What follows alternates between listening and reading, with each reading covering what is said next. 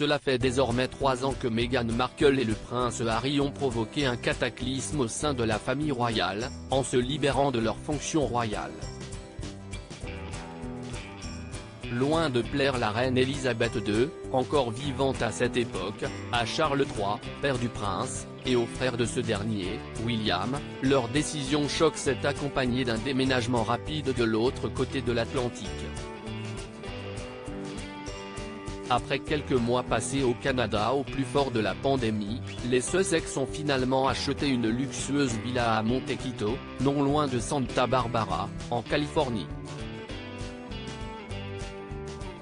Depuis ces événements et la publication récente des retentissantes mémoires du prince, les relations entre les parents d'Archie et Lilibet et le reste des Windsor semblent être au point mort. Preuve en est ce surnom qu'avait attribué Camilla à Meghan à cette époque. Selon The Express, qui reprend Tom Bower, auteur de la biographie Revenge, Meghan, Harry and the War Between the Windsors, publiée en 2022, Camilla aurait traité Meghan de minx, comprendre pain bêche ou chippie, une fois les Sussex envolés pour les États-Unis. Elle entendait par ce surnom que l'ancienne actrice était une femme qui n'a pas froid aux yeux, séductrice et manipulatrice.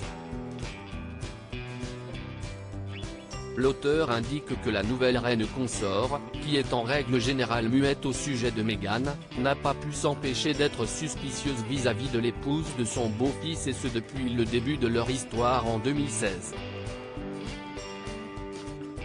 Elle avait du mal à croire que Meghan sacrifierait sa carrière d'actrice et son indépendance pour servir docilement la monarchie, comme un membre d'équipe dévoué. Supérieur à Meghan Markle, cet accessoire que Camilla Parker Bowles lui a piqué. Relation tendue entre Camilla et les Sussex dans ses mémoires baptisées Spare, le suppléant en français, sorti en janvier dernier, le prince Harry a plusieurs fois pris sa belle-mère pour cible. Il a notamment révélé que son épouse avait tenté de créer un lien avec Camilla, en vain. L'ancienne rivale de Lady Diana avait argué qu'elle avait elle aussi, en son temps, dû endosser le rôle de la méchante. Mais qu'est-ce ce que ça voulait dire?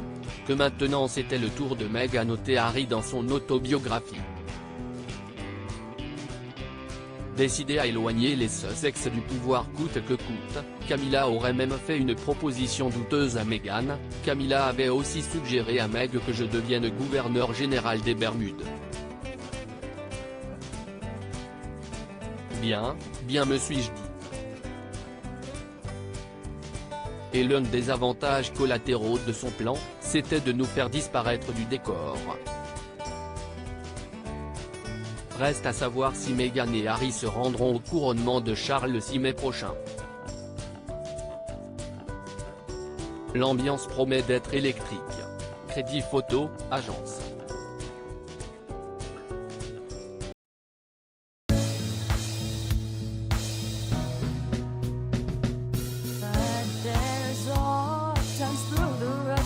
I think you